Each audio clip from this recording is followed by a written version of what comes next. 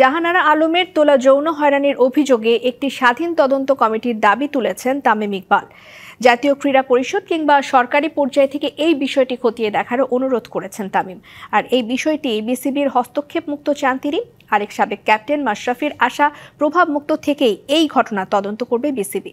সামাজিক যোগাযোগ মাধ্যমে নিজেদের মতামত তুলে ধরেন তামিম এবং মাশরাফি।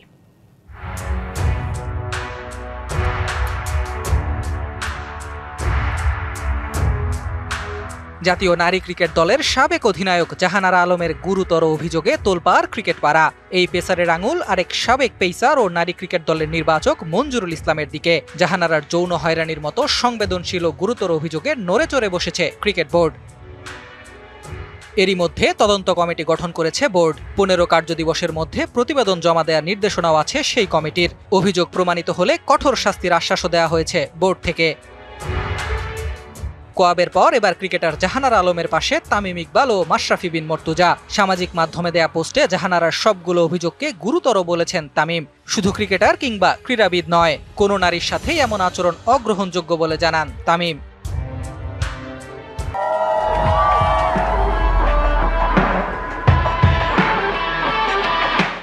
বিসিবির তদন্ত কমিটি গঠিত হলেও অভিযোগ খতিয়ে দেখতে একটি স্বাধীন তদন্ত কমিটির দাবি তামিম ইকবালের। জাতীয় ক্রীড়া পরিষদ কিংবা সরকারি পর্যায়ে হতে হবে সেই তদন্ত। পক্ষপাতের সুযোগ না দিতে কমিটিতে বিসিবি সংশ্লিষ্ট কাউকে না রাখার দাবি তোলেন তামিম। দোষীদের বিরুদ্ধে দৃষ্টান্তমূলক ব্যবস্থা নিশ্চিতের দাবিও জানান সাবেক বাংলাদেশ অধিনায়ক।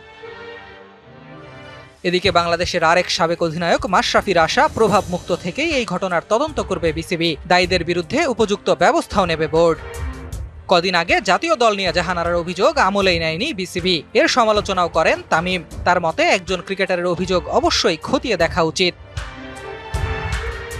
প্রতিটি নারী ক্রিকেটারের প্রতি তামিমের আহ্বান, হেনস্থা হলে সাহস নিয়ে এগিয়ে আসুন। তাদের পাশে থাকার প্রত্যয় জানান তামিম ইকবাল। জাহানারার ঘটনায় ন্যায় বিচার নিশ্চিতের দাবিও উঠে এসেছে তার ফেসবুক পোস্টে। Ahmed Nahid, DBC news desk.